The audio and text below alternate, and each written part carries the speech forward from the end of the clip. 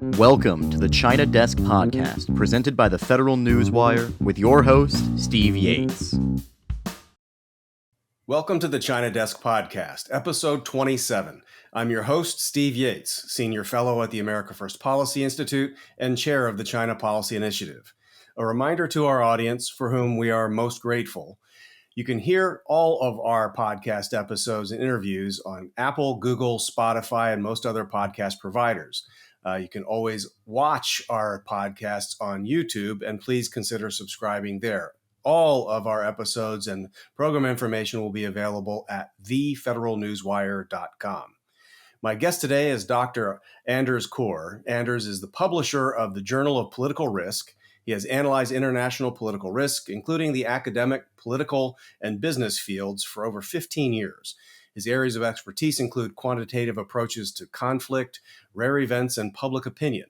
Dr. Corr has in-depth field experience in Europe, Africa, and Asia, has worked for several consultancies and government agencies. He founded Corr Analytics to provide strategic analysis of international political risk for commercial entities, and the Journal of Political Risk to provide peer-reviewed outlet for diverse group of insightful analysts. Dr. Corr has a BA in International Relations from Yale University and a PhD in Government from Harvard University. You may have heard of those places. He authored The Concentration of Power, Institutionalization, Hierarchy, and Hegemony in 2021, No Trespassing, Squatting, Rent Strikes, and Land Struggles Worldwide in 1999, and edited Great Powers, Grand Strategies, The New Game in the South China Sea in 2018. Anders, welcome to the China Desk. Let's jump in. Now, as I mentioned before the program, we like at the beginning of every episode to allow our audience to get to know our guests a little bit. Most of us did not get the elementary school question, what do you want to do growing up? And you said, I want to focus on China policy, or I'm going to look at global political risk. So what was your path to coming up into the professional world and writing and thinking about things China and beyond? Well, actually, when I was a kid, I remember my mom telling me to eat everything on my plate because there were people starving in China.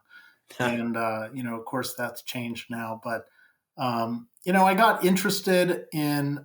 got interested in around 2013 when I started my company, because before that I had been, I had actually worked at USPACOM, but I was looking very broadly at the AOR. And but in 2013, business people really started asking me a lot about China. And I think one of the reasons why they were asking is because there just weren't a lot of people out there who were critical of China. And I think at that time, I was already starting to be critical. So they were interested in that perspective. So if you think about that time and what was happening around there, we're pretty much at the advent of Xi Jinping as a leader of the Communist Party in China. We are in America we've been through the re-elect campaign of 2012 for Barack Obama. And we had a little bit of controversy going on post-Arab Spring and some other stuff going on in the world that were dominating headlines. What were the things that were crossing your radar that said, this dominant narrative about China doesn't sit right with me, and what in all of that made you feel like I'm probably a critic of this kind of country and approach? I started. I remember actually it was a CFR in Providence, Rhode Island, and they invited me to speak, and I said, "Well, what do you want me to speak about?" And I think I gave them three options: China, Russia, or terrorism, which is at the time I saw as the top three risks. And they said China, and somehow it became the South China Sea. And so I gave them a talk about that. And the more I looked into it, the more I was very confused about U.S. policy around it, because it seemed to me like if you go back all the way to 1973, the Paracel Islands, takeover by China when South Vietnam was still our ally. And then in 1988, the takeover of another little island from Vietnamese soldiers there. And then in 1995, the takeover of Mischief Reef, and then Scarborough Shoal. And the U.S. Navy never really stopped China from doing this, even though obviously it would have been easy to do so. And South Vietnam back in '73, and then the Philippines, was obviously our ally. So it got me very confused, and the more I did research into it, I think the more I started feeling like it was because of our trade relations with China, and that the business people had a lot of influence in D.C. To basically stop us from defending our interests in the South China Sea, which I think now is kind of it's kind of oh yeah, obviously. But I think back then it really wasn't so obvious. Yeah, well, it does seem like things have come full circle. I mean, just current news cycles are again going back to things in the South China Sea. And the goalposts sure have moved over recent decades in that regard. Now, we don't often have people that come at the China angle from the South China Sea up. So I think that's actually presents an interesting point of view, because when you're thinking in those terms, you're probably thinking more naval first in a lot of ways. When we think of, say, Taiwan contingencies, there's land, sea, and air. And of course, there is in South China Sea, too. Of course, I need to edit myself because I try to tell friends that in Mandarin, there isn't a South China Sea. There's just a South Sea. And maybe we shouldn't, in the English language, be giving it to China either. And so I don't know if we should call it the Southeast Asian Sea or whatever. But anyway, I'm reminded of a mental edit when talking about the area. But when we think of that change, how much of that change do you see in terms of the U.S. waking up, China becoming more aggressive and obvious, or our allies coming around? Because I remember in the 80s, 90s, and 2000s, it still required a bit of convincing to our allies that this encroachment was strategically significant. So for you, what was your gauge of when this became perceptible and maybe more widely accepted as strategically significant encroachment? I think the Trump administration really did it. I think that during the Obama administration, everything was fine and dandy, as far as he was concerned. And Vice President Pence's speech, I think it was at the Hoover Institution in Stanford, and some other, Trump himself, then COVID really also woke people up, I think. And then all this talk recently about a Taiwan invasion, where you have, admirals talking about it as if it could happen in the next couple of years. And now we have, of course, Representative Mike Gallagher's CCP committee, which, I'm just continually impressed by him and his analysis. He recently let loose a tweet with a 3-page or 4-page letter that he sent, I think, to the Pentagon, basically demanding answers about how are we going to arm with conventional weapons Taiwan, right now. Can we, and he's got the MacGyver solution. I don't know if you saw it, but it's a very good set of letters. And after reading that, I was like, this guy should be Secretary of Defense. He's good. Well, it's exceedingly rare to have a member of Congress that feels that level of comfort and expertise about the policy parts of it, but also the operational parts of what we need to do in these kinds of strategic challenges. So I give that select committee very, very high marks in its sort of focus and depth. And hopefully the recommendations that are coming out of there go to committees of jurisdiction and they see the light of day and being passed policy. And I'd also, fingers crossed, hope that an administration, whether it's the current one or one that comes after it, would get maybe some bipartisan support out of Congress on these recommendations and changes and act on them. But that Taiwan contingency tweet I thought was strategically significant. And so let's pivot a little bit more to geostrategic issues, global strategy, whatever the right words are. I don't have degrees from the best universities like you do, so you might have a better way of saying that. Helps you. It's a good thing. But if you think of what Gallagher was saying, it doesn't happen in a vacuum. Much of the Congress for the last 2 years has been talking and pushing for immediate and urgent provision of material assistance to Ukraine. And there's been this sort of tired old system of doing things with Taiwan, which, I'm the one asking the questions, but I'd offer an editorial comment. I don't think it's strategically serious. I mean, if you can't give used parts on a delayed schedule to someone that you actually think has an imminent threat of invasion or attack and be serious about deterrence. And so with Ukraine, we've had rapid provision of things. And so I thought the Gallagher fundamental thesis was you've got to be moving things now. And so what are you going to do and think differently to move things now?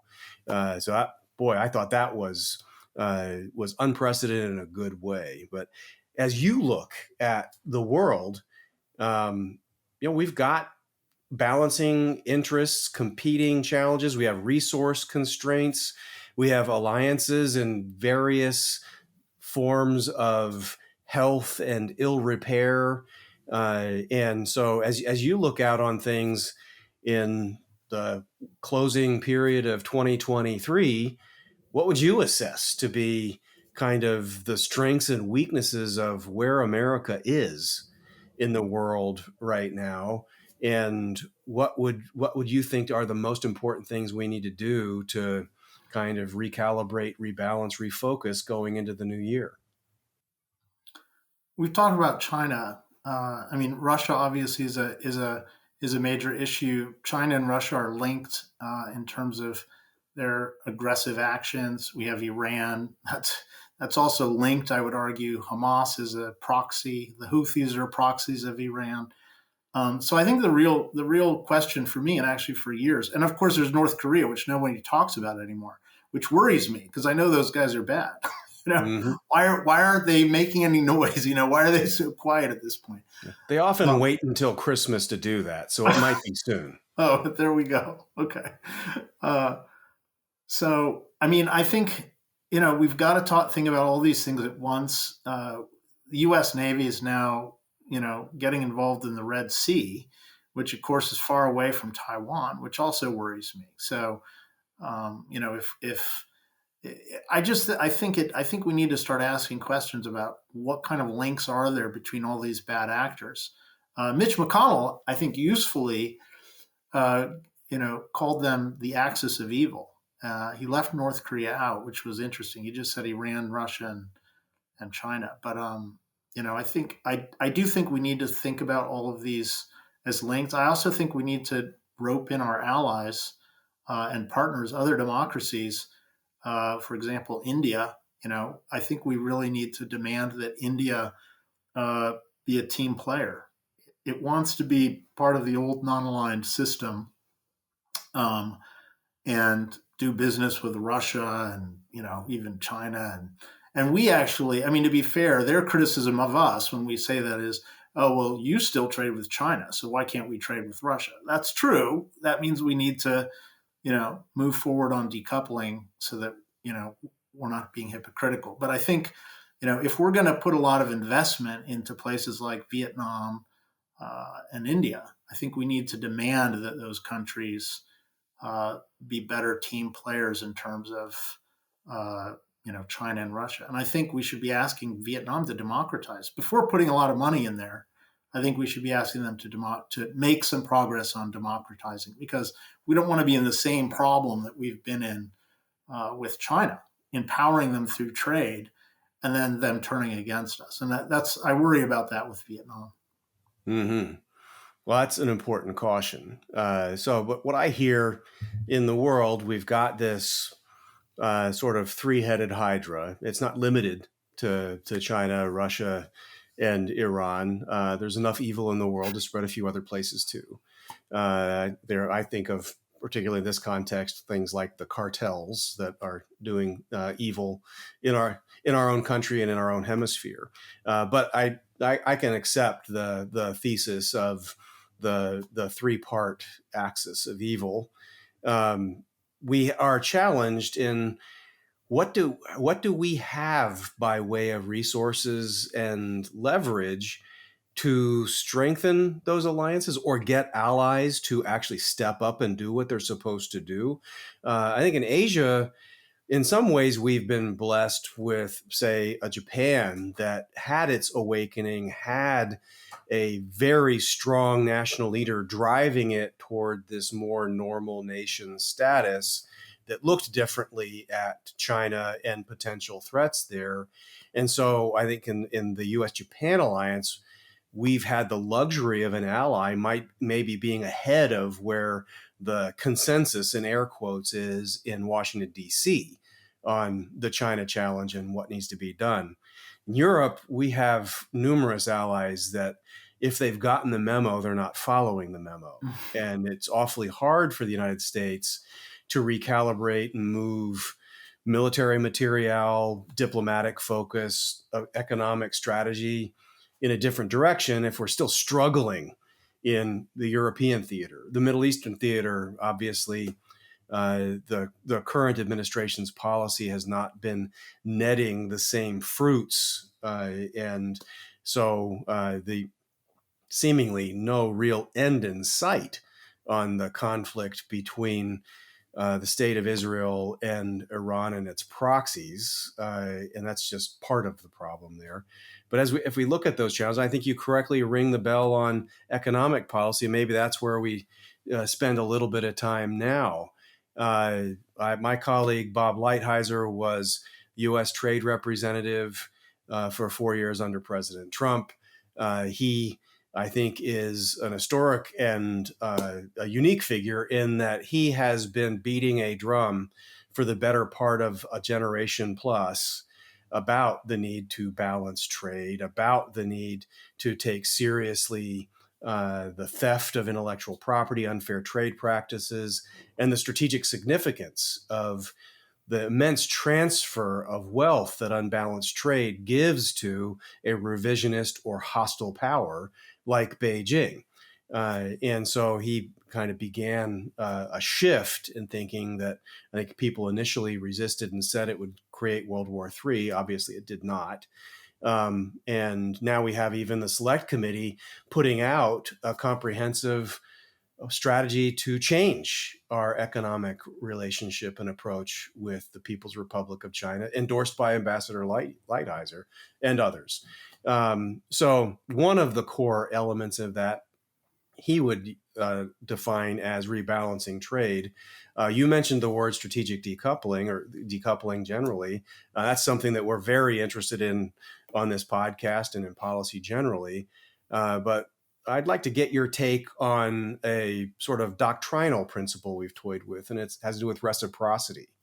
Whether it's diplomatic, economic, or otherwise, it seems to strike a lot of Americans as common sense that why would we allow the People's Republic of China to have access, opportunity, and privileges in our country that our diplomats, our businesses, our people would not have in theirs. And just as a strategic matter, what do you think of the advisability and viability of a sort of a doctrine of reciprocity governing how we engage China? To me, it's a no-brainer. I mean, I'm astonished that we haven't been following it for decades. I don't, and I guess I would go back to it as is in the same way that my confusion about the South China Sea. Why weren't we taking action against China? I would question this reciprocity issue and the fact that our businesses were being hurt by a lack of reciprocity would indicate that. The CCP has us so far over a barrel that we're not even looking out for our own corporate interests in China. To me, it's astonishing and surprising. And I think it's a real indicator that the CCP influence in the U.S. government is way too deep. It must be, to explain the lack of reciprocity for decades. You know, Now, you would think that the economic parts of this would be the easier fight to have. When you're dealing with sensitive political issues, human rights travesties, genocide against a Muslim population, those you would expect to be difficult conversations, negotiations, and maybe hard fought results, if any. The military parts, we have people get together sometimes to talk, and we're not imperial power, we're not colonial power, we're not seeking unrighteous dominion. Okay, that's what you say, but here's what we see and where we're running into each other. Those talks kind of run their course. You would think that the business community and our commercial diplomats, they would be front and center in this conversation, being able to push for these things. But I've just been astonished over the years how hard it is to get people to believe and then use the leverage that we have. I mean, America brings immense opportunity to the table, and many around the world want it badly, even from within China. And we just don't seem to take that very seriously. But I, like you, I'm actually kind of more confused by that. Well, another thing I'm confused by in conversations, and you mentioned the magic word decoupling, the Biden administration, from the president down, has said that we are not decoupling. They want to de-risk. And the Secretary of the Treasury has been very, very explicit about this. And they say it's not only is it inadvisable, it's impossible. Now, I know you have some pretty strong gray matter there on the other end of this conversation. Help me, my feeble mind, get around this. Is it really impossible? And what could we really reasonably do to start moving in the direction of what I think is actually sort of a common sense idea, not impossible? I think of de-risking as a step towards decoupling. Yeah. So when people make this distinction between de-risking and decoupling, I don't really see it as. I mean, no one is really proposing that we decouple tomorrow, which would mean what, all of the ships that are headed here and vice versa turn around. No one's really seriously proposing that. So it's all about gradually increasing, decoupling. And decouple is a binary word, right? You're either coupled or you're not coupled. So it's really not a good word for it, although it's become the word, so I use it. But it's a gradual process, and I think it's the question. The serious question is, how fast do you do it? Is there an off ramp? Of course, there's an off ramp. If the CCP were to say, "We're sorry, we're not going to invade Taiwan. We support its independence. We don't claim the South China Sea anymore. We're giving away the little chunks of India and Bhutan and things that we've taken, and Myanmar." No one talks about Myanmar, these little countries, but they've all had little chunks of territory taken. There's a way through this, but. So you're the first guest we've had that raised, I think, a really interesting cautionary flag on a part of decoupling, which would be sort of safe shoring. Some elements of the work into Southeast Asia, in particular Vietnam, has been talked about for a long time as an alternative. And Taiwan has a ton of investment and manufacturing in Vietnam, along with others. That's part of this hedging of the manufacturing supply chain. Now, I think that's an important caution about Vietnam still is run by a communist party. And while the Vietnamese government and people generally are not, in fact, fans of the Communist Party of China and don't like being bullied by a big brother, and a lot of Vietnamese remember a land war that came across their border from the north. But where else do you see sort of opportunities to start phasing what people are talking about with strategic decoupling? And I use those two words together, partly because the strategic implies what you articulated. This isn't an on-off switch. It's a gradual, deliberate move in an ideal direction. and we might not even make it all the way to that destination, and China will have a say in that. But it's a move toward that ideal, and it's gradual. But it also needs to be strategic. I mean, I don't really care whether cheap toys are being exported as much as I really do care about profound dependency in the medical supply chain, high-tech areas, things that might put us at risk in other areas of health, economic, physical health, military, otherwise. But if you put your strategy hat on, what would you see as sort of some key pieces of this transition away from, I think, an illogical but deliberate overdependence on one country, and that country being a potential adversary, toward something that is safer and trending in that right direction? I think we should have. I mean, I think the China tariffs that the Trump administration put in were brilliant. They also surprised me in a very good way. I never really even thought about reimposing tariffs, and I think they surprised a lot of people. So gradually increasing tariffs on not only China but other countries of concern, whether they're Russia, Iran. I mean, I think a lot of those countries are already sanctioned heavily. But I think, and maybe adding other countries to the list. So if you're a dictatorship, that's a mark against you. You have a higher tariff. If you're allied in some way or friendly with, we're doing heavy trade amounts of trade with an adversary nation, that's a mark against you. Your tariffs should be higher. Countries that are not voting with the United States and the UN, are not supporting democracy and human rights, should not get a lot of foreign aid from the United States.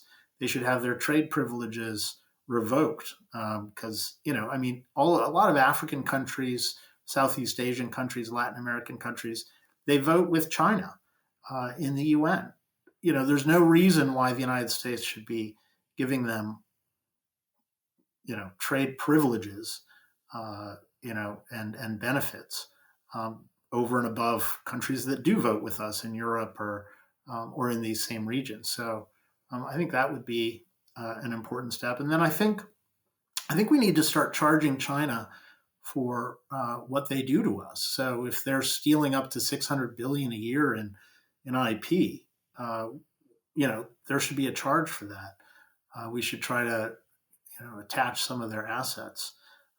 COVID, trillions of dollars worth of damages from COVID, which is, if we can say that is the responsibility of the CCP, and I think it is, then we should charge them for that in U.S. courts as well, and attach some of their assets here or abroad. So I think we need to get more aggressive with China economically, and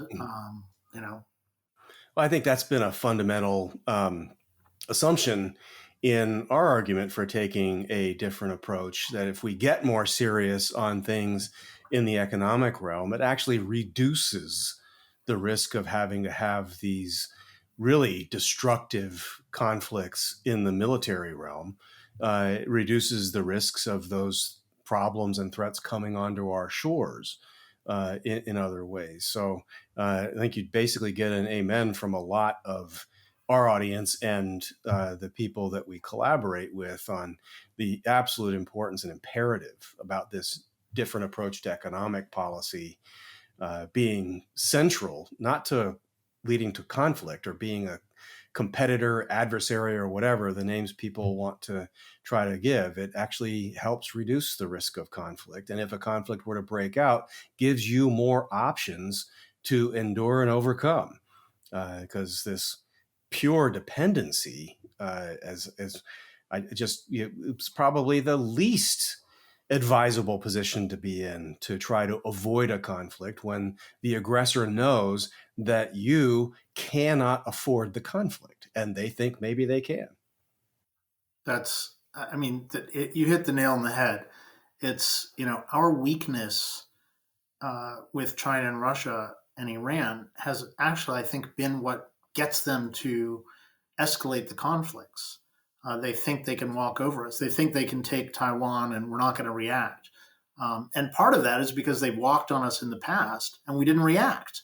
So whether it's COVID or IP, right? We don't actually take our money back.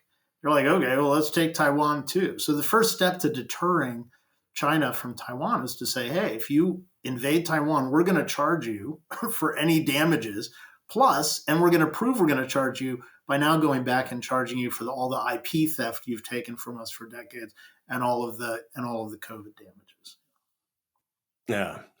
Well, I think we got a lot to work with in that toolkit. And maybe what the Select Committee has put out will give some bills hearing now and then over 2024. And who knows, maybe we can even suggest a witness or two that would make some sense to have that conversation and propose, hey, how about these following ways to implement this policy? That would be massive net forward progress in the quality and content of the conversation. Now, sometimes when we have these conversations, and I'm just anticipating you've run into this as I and many others have too, people say, well, so why are you so hard on the Chinese? What did they ever do to you? Now, I actually have kind of a list of things that they've done that have been brutal and damaging. And so they have to be careful to ask it too often. But, how do you sort of put into context your tough approach, your skeptical approach, and why are you being so mean? Well, I'm worried. I don't know if you've read Rush Doshi's book on basically arguing, Oxford University Press. He basically does a very good job of arguing that the Chinese Communist Party for decades has been seeking and has a long-term goal of global hegemony. So this is an incredibly globally expansive power. It's totalitarian, which only has recently been accepted as an adjective about China in the press. It's genocidal. So why would you? And it's by GDP purchasing power parity. It's the biggest economy in the world. So you should really be worried about that if you're a normal human being. Yeah, you think. Yeah. Well, I mean, it's basically another way of chomping at this is, look, if you think you benefited from an entrepreneurial world where you could have academic freedom and freedom of association, you think that creative enterprises are important. If you think of countries of the world that naturally give at a time of need when bad things happen in different parts of the world. America is a unique experiment in that regard in human history. I mean, there's just are very, very few examples of any nation reaching significant mass, much less kind of global superpower status, and yet still giving so much money, opportunity, and support to so many others around the world and not really demanding that much in return. And do you think, and why would you think, there's any element of the character of the Communist Party of China that would suggest that should they rise to peer or higher status in the world, that they would have any of these benevolent qualities?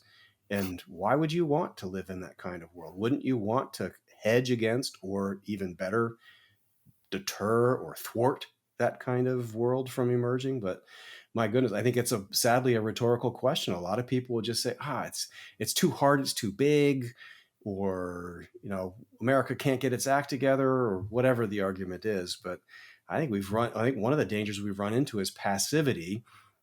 But I'm hoping that some of the things that you've mentioned, whether it was the economic damage done by unbalanced trade and investment, the COVID experience, I should say, and the lack of transparency and accountability, manipulation and opportunism that came out of that, should leave a lot of people with a bad taste in their mouth. And you don't really need to know that much about the origins of COVID to know that China was kind of on the wrong side of this. But so we should really be just debating whether and how to impose those costs and accountability. And yet that's a tough conversation to have. In your conversations with like-minded folks in the US, but also abroad. How open do you find people to the idea that we really need to take a fundamentally different approach to China and that is feasible?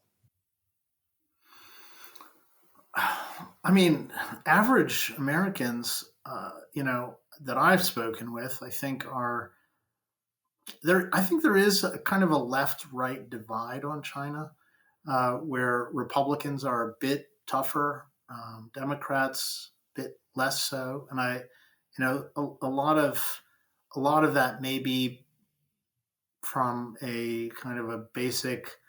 Democrats want more social services. They don't want to spend on the military. So they don't want to do things that are going to cause them to spend on the military, which is like confronting China. Whereas Republicans, I think, are more willing to confront what they see as injustice when it comes to international relations, even if that might lead to some conflict. They may accept a bit more risk of conflict in order to get the right thing done. Do you think we really have a choice? Well, I think we do. I mean, I think we're going to make a choice, and I'm not confident that we're going to make the right choice yet. I don't see the toughness, from either side really, that I would like to see, and that I think we need to. Think about Winston Churchill when he really realized that the Nazis were, coming after Europe, and he told the Parliament, "We have to be fierce," and it's just not something that Parliament at the time wanted to hear. They didn't, it's a democracy. They're nice guys. They get elected because they're nice guys, right? But at some point, we need to realize that in order to stand up to a bully, you have to be a little fierce. And I don't think we've quite realized it yet. Yeah. Well, I agree completely that that's sort of the natural tendency. It's one of the sort of endearing qualities to American engagement with the world, but also a sort of a soft spot. I mean, there's the strong commercial instinct where we want to take the entrepreneurial spirit out into the world, and in Adam Smith or other terms, believe that there are positive sum outcomes that are doable, and the invisible hand will guide, and we can grow and work our way out of our problems. But then there's also the missionary impulse that has been a really deep vein in American idealism, exceptionalism, et cetera. We sort of just naturally want to believe that others around the world are growing up and want some of the same things we do. They just might want it in a different language, a different geography, a different climate, but they want the best for their kids. They'd like to have freedom of association. They would like to believe in peaceful relations among nations, et cetera, et cetera. And it just takes a lot to get people to walk back from that very soothing and admirable ideal to say, oof, I think we've tried our best. And I don't think it's us, it's them. They're not that into what we are. In fact, it's worse. And so I see some of the tripwires on more of a community, state, and personal level that is changing the foundations of U.S.-China relations. It's not think tank discussions in D.C. by and large, or committee hearings, although I give credit where those are happening. But when you have families who were not able to have proper funerals for loved ones during COVID, that leaves a lasting mark. When you have hospitals who were not willing or able to treat other non-COVID patients normally and appropriately because of the extreme measures that were taken to deal with COVID, those costs accumulate, and people aren't going to forget that they lost a loved one or lost a job or otherwise suffered some pretty significant harm. And a lot of Americans don't live that far from the margin of I'm above water or I'm underwater. And a big blow during a time like that can make a massive, massive difference. My family has suffered profound loss due to the fentanyl poisoning that is coming in to our country. And I think the more and more families that lose a child, a father, a brother to fentanyl poisoning. And if there's any honesty and transparency about that, all of a sudden this isn't an academic conversation. You want ferocity, take someone who's grieving an unjust loss. I wonder if it's going to be the Rust Belt plus COVID accountability and experiences plus fentanyl poisoning and the attack on the American family and community that represents, the wolf warriors not taking any accountability and trying to use our own malicious political talking points back at us, while they actually engage in genocide and stomping out freedom in Hong Kong and et cetera, et cetera.